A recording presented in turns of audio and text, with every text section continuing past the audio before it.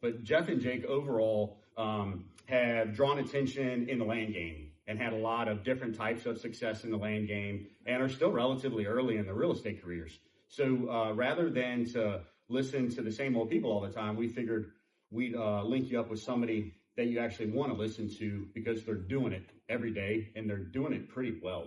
But before we jump into like the thick stuff, who's got a story? Here we go first, Jeff. Do you want a story about a win, or do you want a story about like getting the door shut on you? Because the wins are a little bit less frequent, I feel like, than getting told no or getting cold. So I'll give you a short story. There's a piece of land on, I think, Slotting Hill Road maybe, or New Ashgate, vacant lot. I'm like, hey, this is local. I know this piece. I drive by it all the time. Track the people down, call them, say, hey, my name's Jeff Henderson. I work at the hometown Mechanicsville office. I've got people looking for land. If you're interested in selling, please give me a call back. And I knew it was the people because they left their name in the voicemail, which is always nice. It's a little confirmation you got the right people on the hook. They called me back and cussed me out that they didn't want to sell their land. So not only did they just ignore me, but they felt the need to call me back, get me on the phone, and proceed to cuss me out that they weren't interested in selling and to stop effing calling you son of a b, blah, blah, blah. So, Dedication. So don't be scared. Don't be scared. You might face some of that stuff when you go out there. Did you send them a letter? Yeah. No, it was a phone call. No, but did you follow up with a letter? Thank you for But calling we me. did joke about talking to, hey, Jake, here's this number. Here's a good lead. Yeah, thanks for setting me up on that one, Jeff. I got a similar story to that that came off of a letter that I mailed, and she had the nerve to not just throw it in the trash, but to call me back and say, I'm never selling this land, curse, whatever. And I was like, it's a really good time to sell it. Land's at all-time high right now. And then you get hung up on, that's just part of the game. So you're saying you don't want to know what your land is worth. Like that's pretty much what I'm hearing. Yeah, we talked about it, and we wanted to start that way because, like, first and foremost, you need to understand that if you're going to get into the land game, it's not always going to be glamorous, right? It's not going to be the easiest path that you've taken in real estate. It's not even necessarily, and you guys correct me, it's not even necessarily a high success ratio. You're not popping 8 out of 10 land deals that you reach out to or try to get a hold of. But ultimately, if you're looking for an extra avenue of business, if you've always wanted to just understand land, if you wanted to speak intelligently about it, these guys are going to help you do it today. And that kind of brings up the first question is, like, what makes a piece of dirt good? Yeah, I mean, it's a number of different things. What I try to look for in a good piece of land is, like, number one, like, road frontage is key. If you've got road frontage, that helps immensely on, like, development cost. Is there, like, ravines and mountaintops, or is it pretty flat? Like, a pretty flat piece of land is kind of what you look for. Whether it's open or wooded, I don't think really matters too much. It just, depends on, the kind of timber, or if it's a field, obviously you don't have to worry about clearing costs. So sometimes that is more desirable. And then, if they've got any perk or plat information, that's always good to know going into it, because if it doesn't perk, then, it's kind of no good. So ideally a flat piece of land with road frontage that doesn't have crazy topography, and maybe they've got soil work and heck, even maybe a survey, like the perfect piece of dirt. Yeah, one guy told me it's like the 3 Ps: perk, plat, and power. Like, how far away is power too? Is also, you can spend a lot of money getting power to a property. Yeah, that's a good point with land acquisition, right? Like, how close are the utilities that are going to be needed, including in some situations water sewer taps with the county. Mm-hmm. Jeff, how about you, man? Do you follow that same formula? What makes a piece of dirt good in your opinion? Yeah, definitely level and as short of a road as possible to a potential building site. I looked at a 20-some acre piece this week, and where the proposed drain field was in the plat was about 1,000 feet off the road. And between clearing and putting your road in and even crossing a creek, you were looking at $100,000 worth of just road to get to your home site. And, people might be stretching their entire budget to get their beautiful piece of land that they want to go to hunt on and build on down the road, and they're right at that $200,000 price point, and then great, you've got your land, but now you have $100,000 in additional costs that you weren't planning for. So you kind of got to know what you're getting into. And yeah, if you're the buyer's agent, like it's good to know that stuff, because they buy a piece of land. It's like, oh, now I can't build the house that I want because it's way over budget now. yeah.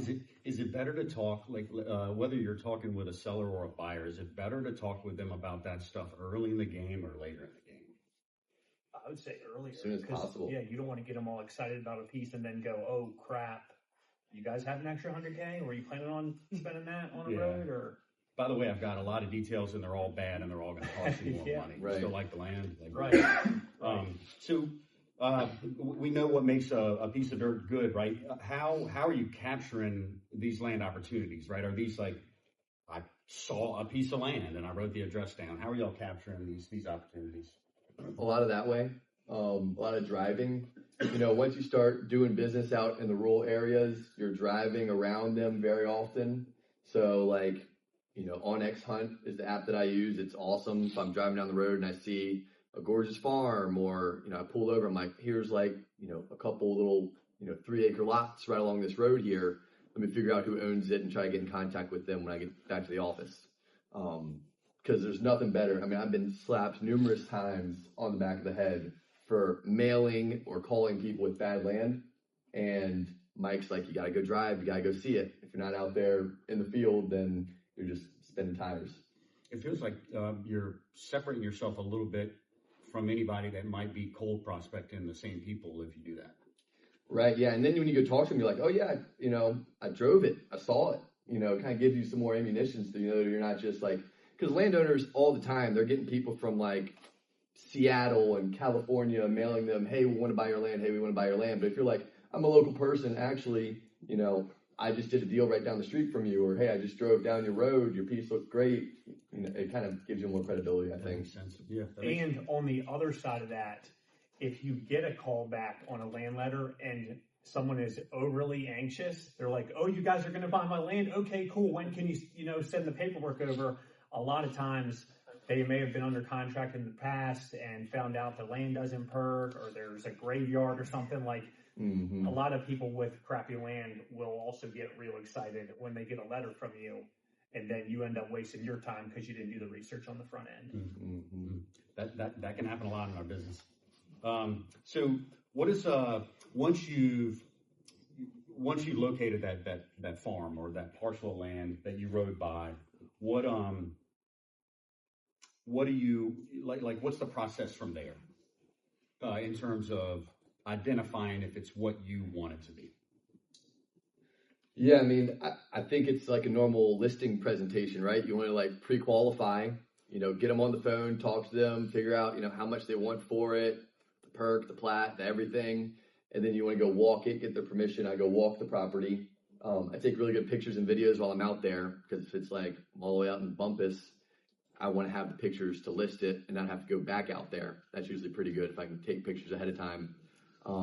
Unless it's some cool piece, like Jeff has a drone. He's always taking cool drone pictures. I'm not that fancy, but I think that probably helps his listings. And then, yeah, because you want to get all the information up front, and then you go meet them or go walk the land and then call them back up if they're sometimes they're from out of town, so you can't meet them.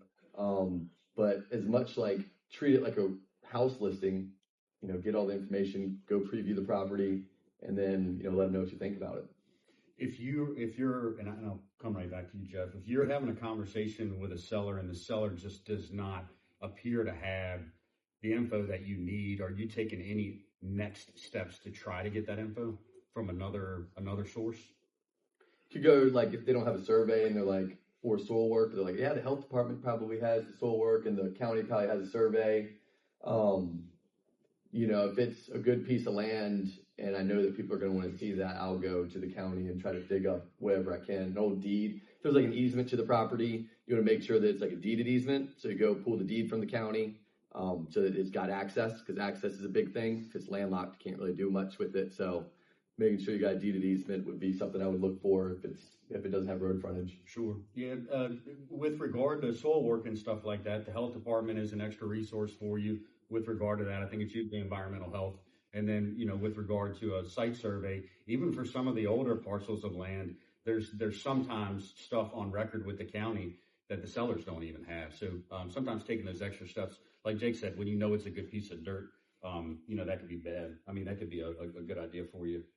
You follow the same routine. What are you doing after you ID that bad boy? Yeah. So just yesterday, actually, I ran to the Hanover Courthouse and dug up a plat for some folks that might be interested. And like we say, go to the courthouse. If you go to the Hanover County Courthouse right now and don't know where you're going, there's like 20 different buildings. No like real clear signage as to where you would be going if you're looking for plats. You want to go to the clerk's office, and that will help you a little bit easier, maybe speed things up for you. So, and sometimes it's all in the same building. If you're in like Caroline County, they've got a little shack, or if you're in Hanover County, there's a bunch of different buildings, and you got to find the one to go to. Harold? I hadn't done a lot in Hanover County, but a lot of the other counties, if you go into the clerk's office and just plead ignorance and say, look, I don't know how to manipulate around here and have to what to do, and say, I'd like to find out this information on this tax map number. Most everybody I've ever gone into, they'll go hands and knees and help you. Show you the first way to do it. Yeah. I find that help is available a lot more than maybe we think it is, but you got to ask for it. Rolly. How tight is it, or are you seeing from the lenders? Say you got an easement road, dirt, cinder block. How are the lenders dealing with that on the easement road? You're going down this road, you might have this 16-acre lot over here to the left. And what are the lenders doing on that one of the easement roads like that? Are they having a problem with that? If you have a road maintenance agreement, I don't think there's a problem at all. I have had problems without road maintenance agreements, but I think I've heard that there's a workaround if you really want to make it happen. But I've definitely had some clients be scared away by it, some lenders, kind of nix deals. Or you have to have a 15 or 30 foot right away. What's the minimum? The width, yeah. They usually require 25 feet. 25, to get yeah, 30 foot right away. To get a ambulance or fire truck in the road. Mm-hmm. Say that again, Anaheim. Usually takes 25 feet 25 feet to right be able away. to get a loan, like a Freddie Mac, Fannie Mae loan. And then road maintenance agreement from there to make sure that they're not going to let it all go to crap, or haven't already let it go to crap. All right, so let's go and try to keep this general. I know that there's obviously successes with it, but like when you're talking with sellers, on average, how are these conversations going? I mean, it depends. Some people are like, really excited to sell the property, and you tell them a number and they're like, oh my gosh, my land's worth that. Some people are, tougher to deal with. How do you enjoy the first and forget about the second as fast as possible? Just like anything else, no is next opportunity, right? And then something else to consider is these landowners are getting letters and phone calls all the time. And like Jake was saying, a lot of it is out of town people that are lowballing, hoping to get lucky, put it under contract, and will flip it and make a quick buck. And so when we send letters or when we get them on the phone, they think we are those same people. So if you can kind of knock their defenses down and say, hey, we're local, we want to offer fair market value for your property. We are working with builders. We're working with individuals looking for recreational land. We're not trying to steal your land away from you. And a lot of times if you can get past that and get them past their bad experiences with other land buyers, the conversation will go pretty smoothly. Or wholesalers. I mean, most Exactly. of it's wholesalers. Yeah. It's not even out of state land buyers, it's wholesalers. Yeah. Right. Yeah, bad experience. Take a look at the handout that you've got. Hopefully everybody's got a copy. And that kind of ties into what we look at next. Now, let me tell you, these guys, first off, they shared with me some of the stuff they use, some of the scripts. A lot of this is MCG material, so I'm grateful anytime somebody's willing to share versus keeping the secrets close to the chest. I feel like that's how we grow. But you'll see the first page is it's a letter that's been somewhat cultivated for you individually. Now, there's one thing I will say. You have to be comfortable with this. If this is written in a way that you don't talk, which is one of the objections I get a lot, I encourage you to rewrite it in a way that you do talk, like, I guess, if that's how you say it. Because there needs to be some type of organized, predetermined script. And I think it should do what these guys have said. It should immediately show that person how you're different and jog their mind in some different way than it has been jogged, maybe by the wholesalers or the out-of-state offers and stuff like that. But check this out. Let's say my name is Jake Sklar, and I saw your land on Cruz-Aluski Lane in Caroline County. I'm a licensed realtor. I partner with builders in and around Central Virginia. Over the last couple of years, we've seen a rapid increase in land values. When you combine that, high demand with low inventory becomes the perfect time to cash in. Do you know what your land might be worth on the open market? It's just kind of like first trigger question. If you're interested in selling your land in whatever county, or even if you're just curious about how much it's worth, call me at blank or email me at blank. Not offensive, right? But again, if you need to personalize it, add your flavor to it, do that, but use it. And then the next thing that you'll see, backside of that page, is kind of like what they were just talking about. So somebody actually reached back out to you and has some inkling of wanting to do it, rather than getting excited about the opportunity maybe too early. Vetting these people is probably the point where you want to slow down the most, right? Mm-hmm. So when we think about these questions, which do you feel like hold the most weight? Like if you could not ask all of these questions, but you had to ask 4 or 5 of them, which would be the ones? Perk, definitely. Perk, how much do you want for it? If they want $1 million for a half-acre lot in Louisiana, you're not going out there to look at it. Right. Level or hilly, I think it's important. Are you the sole owner, or how many owners are there? Yeah. We usually get in a little bit of trouble sometimes. Yeah, we get ourselves in a lot of trouble there. I've got one I'm working on right now that's got 20 some owners. Yeah. It's so easy to get 26 people to agree to. You know what I mean? Yeah. On price, on closing, on all that So stuff. like the second Commissions. question there is, how long have you owned the property? And maybe a follow-up to that is, how many owners are there? Right. Oh, it was my great-granddad's property. Oh, well, how many people are involved in this deal? Yeah, you get to a point where you might be looking at wills, trying to figure out who the heirs of the estate are. The idea here, though, is it's a critical point to slow down and make sure that you get the information to not waste your time. This is just like taking a listing that in your heart is not going to sell. Like you just want a listing, you take whatever price the seller wants, and then we watch it sit on the market for 60, 90 days. Slowing down and asking these questions, taking notes, makes you look more competent as you move forward with the opportunity. And at the end of the day, maybe it banks some of these for a future opportunity. You know what I mean? So you're kind of building a pipeline immediately and maybe a little bit more long-term at the same time. But how cool is that they're willing to share literally questions to ask land sellers when the time comes? You guys are pretty lucky. So why is it important to make sure that the land seller understands both sides of a deal? Like, why would a land seller need to understand stuff on the buying side of that deal? Because the price they think they're going to get might not be what they actually get at the closing table. So you should explain to the seller that when we get a buyer, or the buyer I'm working with is going to want a study period on your property. And during that study period, they're going to check a lot of things, but one of the things that will play a big role in the value of the land is whether or not it perks. And so 3 things could happen. You could have a conventional perk site and they're happy and they proceed at the contract price.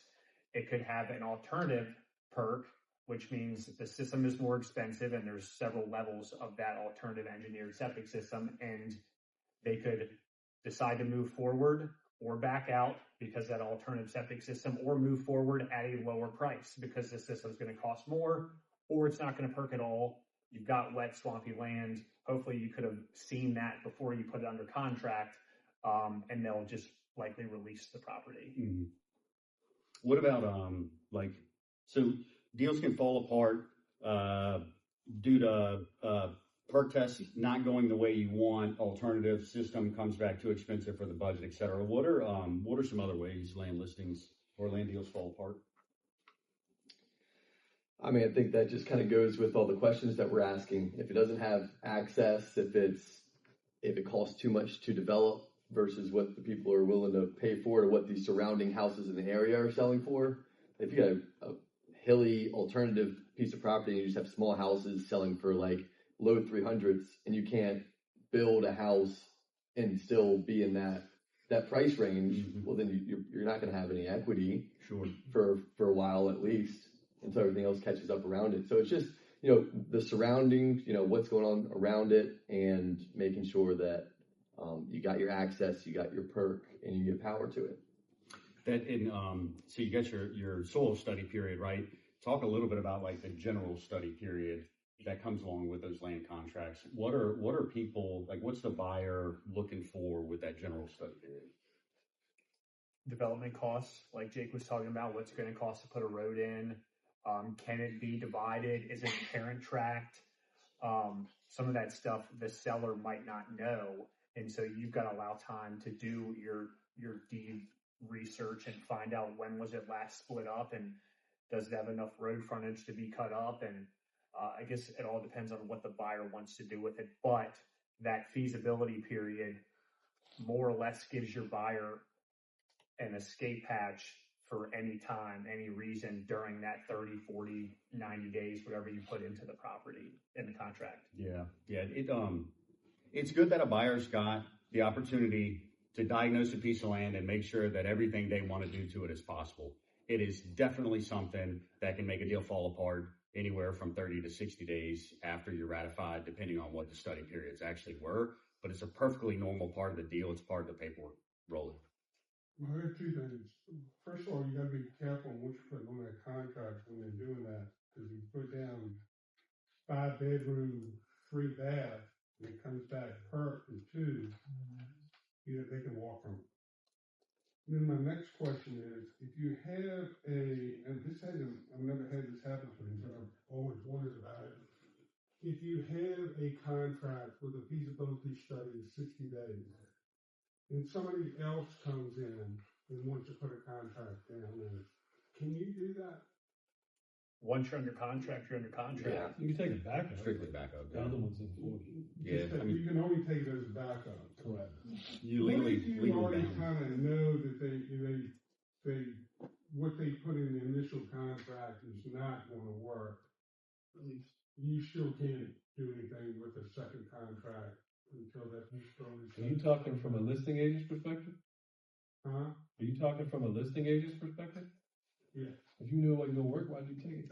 No, I'm thinking about it. Gotcha. Yeah.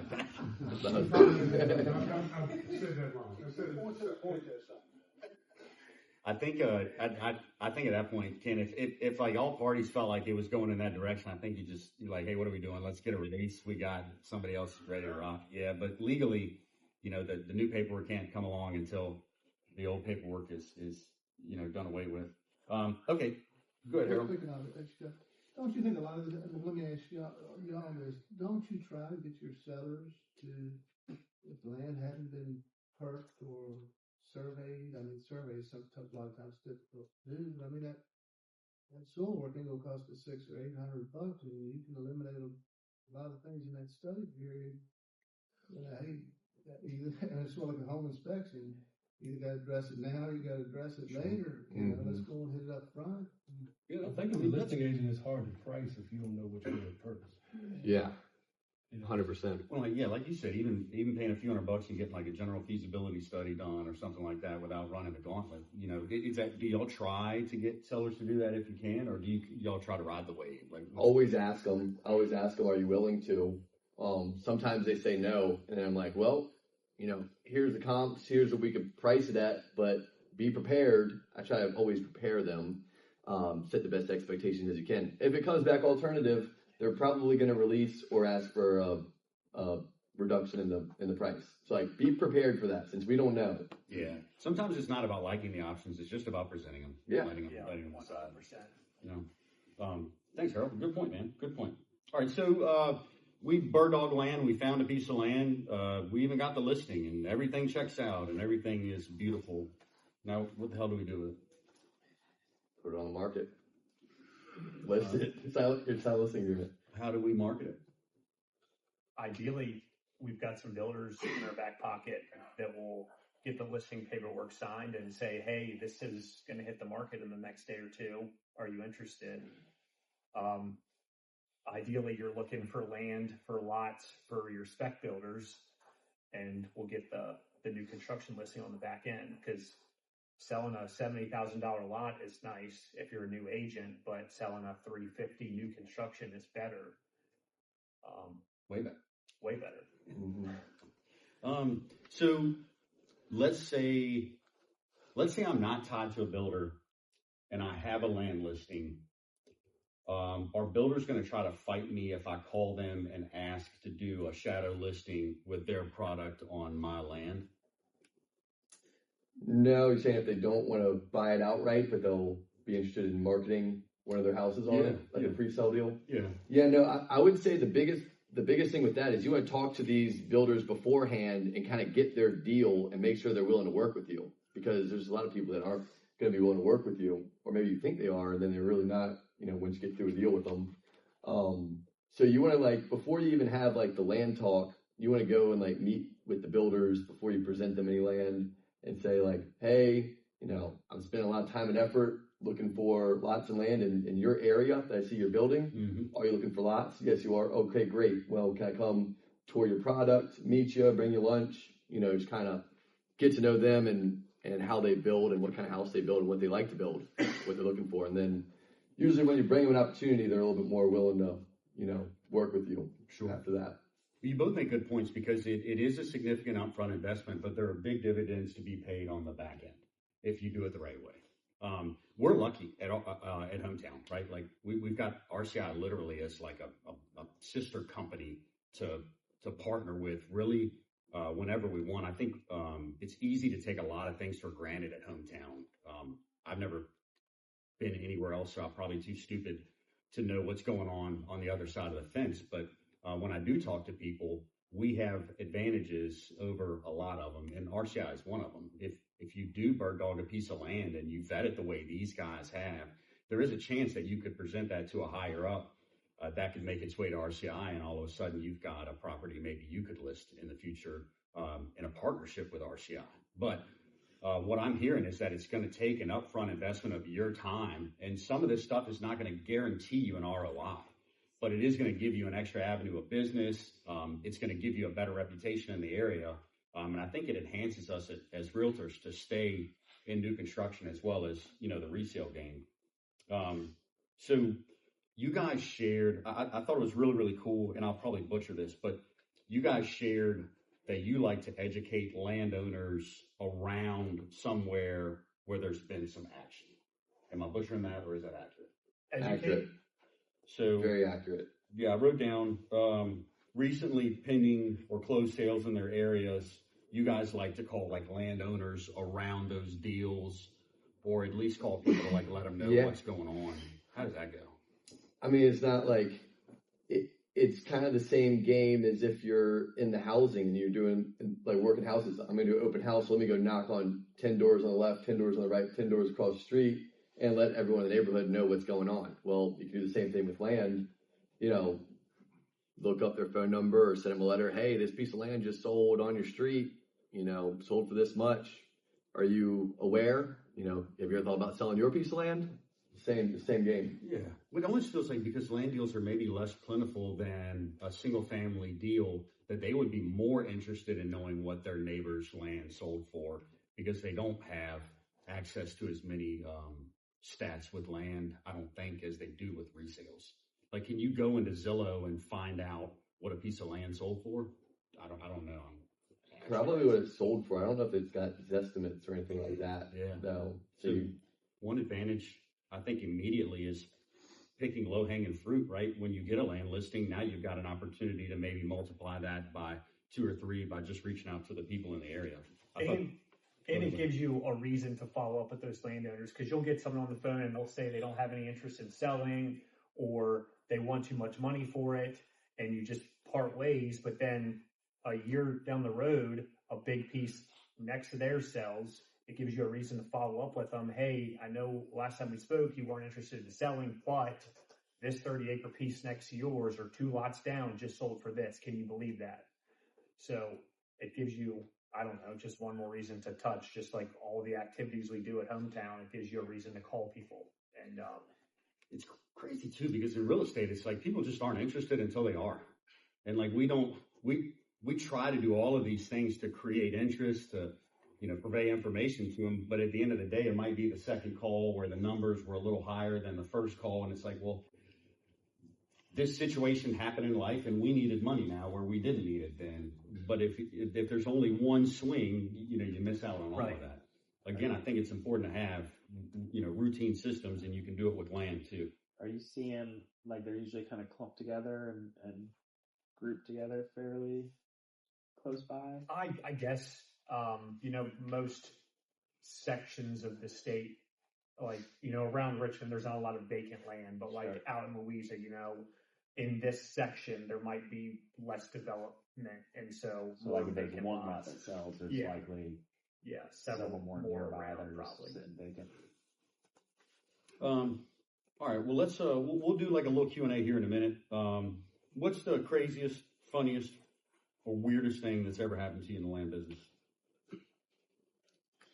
I mean, you got a really good piece of land. You go to try to get in contact with them. You don't, but you see they live like somewhere local. I've gone like knocking on doors like, hey, you got this piece of land you're interested in selling. You get, invited in. They make you a cup of tea. You're kind of, just, you're there for like 2 hours. You don't realize it, but, and then they don't even want to sell it at the end. So, you get those. They just wanted a friend. Yeah, exactly. Just these lonely. Well, and it's like the demographic, like it's one thing to be aware, like the demographic of landowners are probably like older people. So, you kind of need to think of that as you're talking to them. They, usually it's, an older demographic. So, got to be aware. Hanging out with Sklar. Glad you came by, buddy. I was lonely. All right. Any questions for these guys? We're going to go over the land vocab cheat sheet before we wrap up, but these guys are a wealth of information. I spent a little time with them one day at Local Cup, and I learned a bunch from them. It was pretty cool. So don't waste an opportunity to ask some questions if you got them. What y'all got? I got one. I think I'm allowed to ask it. How much do you charge commission on land? Normally, so when I first started, I was coached. When we were, we're 10%, half to me, half to the buyer's agent. I have done some 10% deals, but nowadays I'm just asking for 3. Just 3. Yeah. You can try to go for 8? No, I don't know. I know. Maybe I'm just because trying to. You plan on there being a next deal out of it? Well, I mean, to be honest, on a lot of the smaller deals, I'll do 0 commission on the $40,000 lots or $30,000 lots, with the understanding I'll get the listing on the back end. I'm trying to think of one of the bigger pieces of land I've listed lately, but normally I'm happy with 3%. I think of the 4 and 8 like new construction 2.5. Like you're giving them a break, but 4 aside on a land deal is not unheard of in the eyes of a seller. Yeah, 4 and 4. A lot of times people are doing 2.5 and 2.5 because they're like classifying as new construction. That's 2.5 on a $40,000 piece of land. But another thing I've done is if I've got a buyer already, I'll try to get just 5% from the seller. Like, hey, I'm the only agent involved. If we were to list this, you would likely pay 6%. I'm representing both sides. Can I get 5% if we can get you what you're asking? And sometimes that works out. But you're also doing them a great service too, because then you're just bringing them what they want off market, good deal. And you don't need to go through the whole thing of putting on the market, vetting offers with other agents. Yeah. So I think that's worth something. For sure. Standard rule of thumb, 3 to 5% per side on a land deal is not unheard of in the marketplace. Just if anybody was wondering. I had an offer come in on a piece of land, maybe last month, and the buyer's agent, I think he asked for 10%. And he was like, and he was going to send us the offer and was like, what is your seller offering buyer's agent compensation? I was like, we don't have a number. We discussed having to probably offer it. And he's like, okay, well, I'm going to send an offer over, and I normally ask for 10%. And I thought he was kidding, but sure enough, the offer came in. It was 10% buyer's agent compensation. Also, some bad juju on the deal. Yeah. I got a question. Go ahead, Harold. Coming from a computer dinosaur here, do y'all have an app you look up an owner's name and the GIS, an app to get a phone number? Yeah, phone number. It's a next secret class, Ain't nobody talking. I use a free website. It's called TruePeopleSearch.com. TruePeopleSearch.com. Blakely used. He asked me, Jake, look up this phone number for me. TruePeopleSearch.com? Yes, sir. Let me write this down. They don't all work. You gotta, usually I get a list of 30, 40 lots that I've collected, and I just call them all at once. I get through to 10 or 15 of them, maybe. And then you send them all a letter too, if you can't get through to them on the phone. Contact sport all the way. Probably more so than your traditional real estate deals. Any other questions? Benjamin. Roughly, what percentage of y'all's business is land? I'm curious, is a majority of your prospecting time trying to find new land? Is that the majority of your business is land? Always trying to find more land opportunities. I think of it do I want to go prospect in Wyndham and fight over listings with the 5 other best realtors in town? Or do I want to go meet Farmer Joe and maybe have to compete with Stoney out in Louisa? It's just there's less people, right? So I think I have a better chance. And then you're building your own inventory versus, trying to find a resale. Also, most people that own land, well, let me back up. First off, it's easier to convince somebody to sell land that they don't live on, they don't use, they haven't seen in 10 years than the house they live in. So it's an easier talk track. And then 2, most people that own land also own a home. So if you can sell their land for them and they're happy with the process, then when it comes time for them to sell their house or buy a new house, or their brother, sister, kid want to do some real estate, they think of you. And so it's a great way for new agents to build a COI or build a list of past have you found many of these landowners you've worked with become good referral sources? 100%. Jeff, yeah. 100%. How many houses have you sold from selling a $60,000 lot? Yeah, I sold a big one, a big piece in Caroline, with the understanding the guy was selling his land, going to look for a lake house, and then retire to the lake house and then sell his house in Richmond. So I was like, this could be a multi-deal thing. And then what I wasn't even considering that came up later is his daughter was interested, and so I helped his daughter buy. And then another one, there was a piece of land I found on Facebook Marketplace, brought RCI the deal. He didn't want to pay any commission, and I said, that's fine. I'm going to get the listing anyways, but hopefully you'll consider me when you come to your next real estate deal or needs. And sure enough, a year later, the guy decides to sell his house on Level Drive, $650,000 house, and I got to list that. So I did one deal for him, took no commission, got paid on the resale, and now RCI just closed the $600 on the lot that I sold RCI. So it can really domino. The first deal you ever did was one of the first deal. They referred you that long after? Yeah. I sold a lot to some folks or for some sisters in King William, and got a call out of the blue one day. Somebody that they knew, their mother passed away, and they needed to sell their fixer-upper in King William. And so $70,000 lot turned into a, $250 fixer-upper listing. So yeah, it's a great way to build your business. 100%. Activity breeds activity. Sure.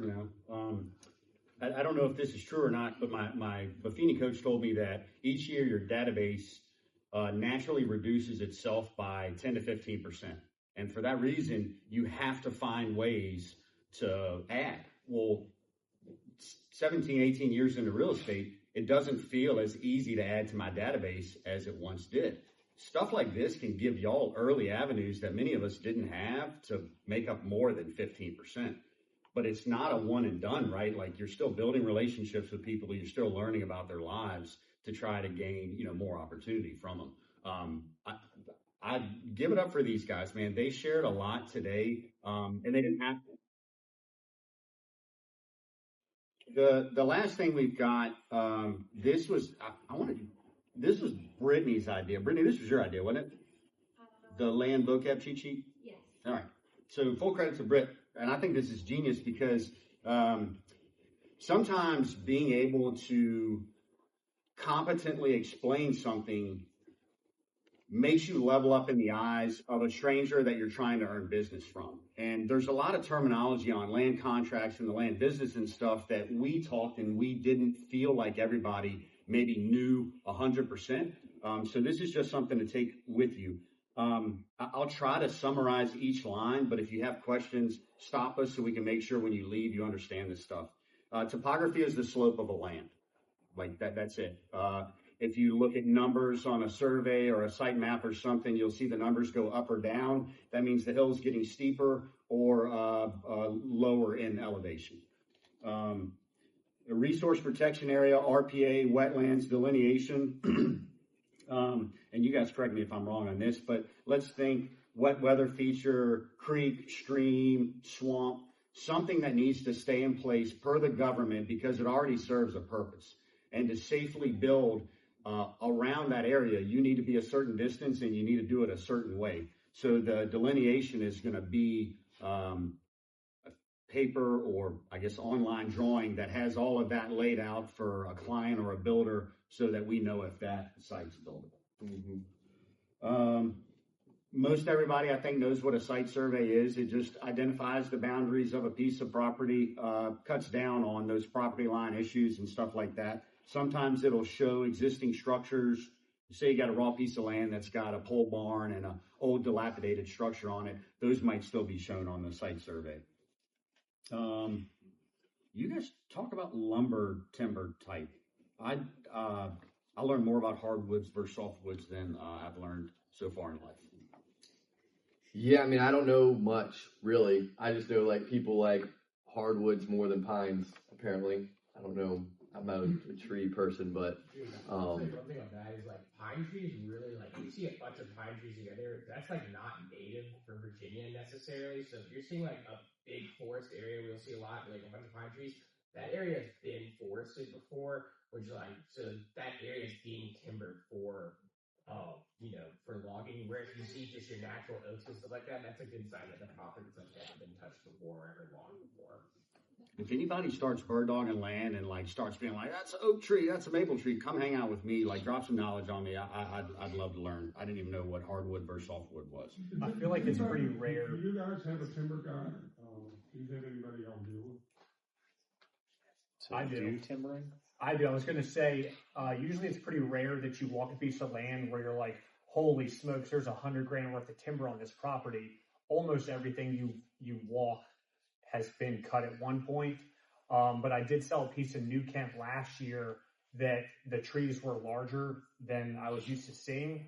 And so I called a timberman and walked the property with him. And he told me, this is roughly what this is worth an acre. And those timber guys, those loggers, they're looking for land to harvest. So they're not going to be inconvenienced to come out and look at a piece of land with you that they might get to cut. So which size lot are we talking about? This was 20 acres.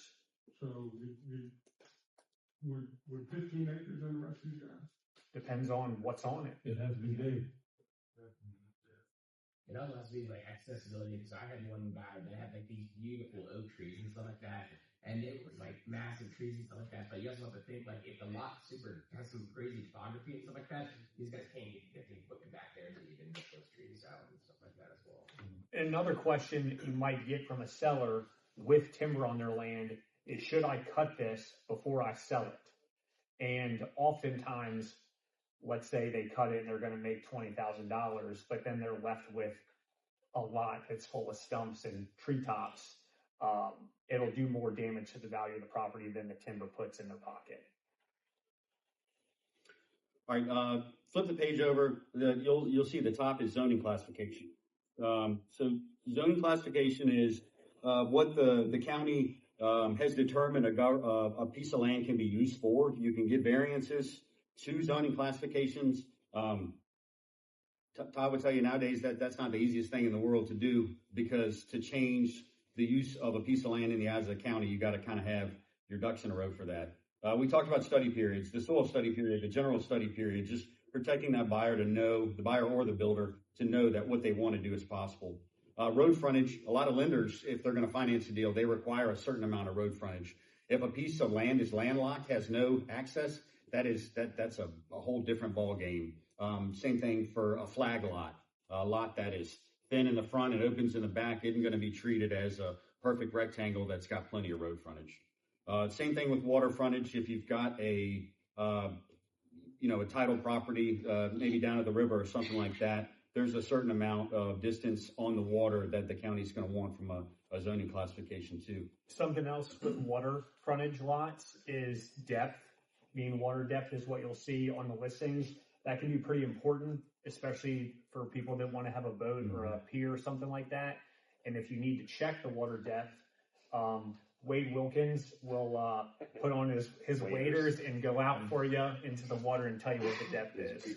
So, I thought you guys were going to say that y'all you take one for the team, you jump on down there, and you just kind of make an estimate. Like, that feels like 17 feet. You might be able to look at an old listing, like on the same frontage, but Wade's got a listing down in, where is it?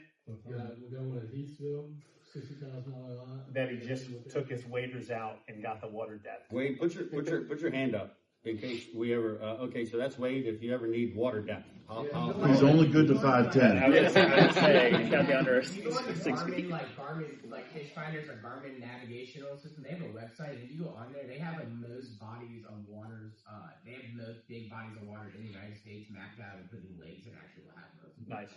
It's called Navionics. It's called Navionics. You shows you the depth. It's not. It's not.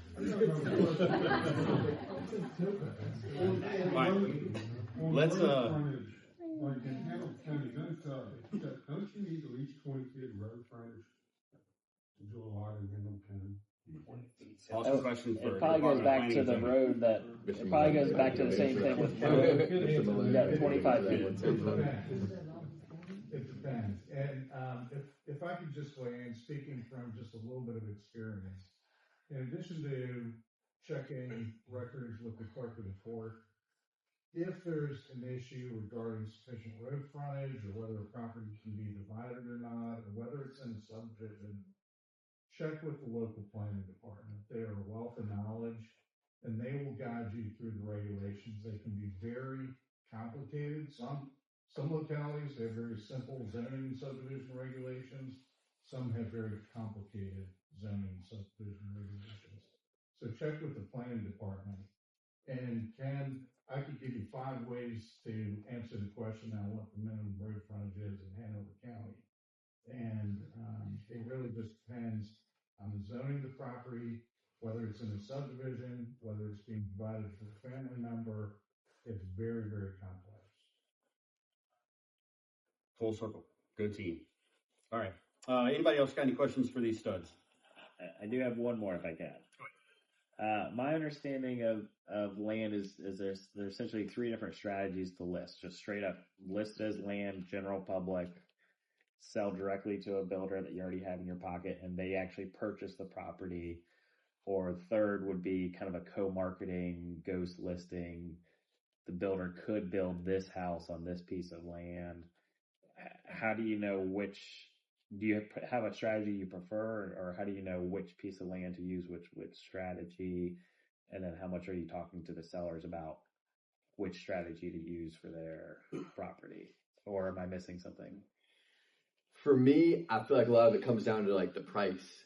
Usually builders are trying to, they've got a certain price that works good for them. And if it's too much, then I'll say, well then, hey, I kind of give the landowner options like, hey, here's an offer for $100,000, or we can list it at 120, and it may take longer, but we make it get a little bit more if we put it on the market. Do you want to take this one now, or do you want to test the market?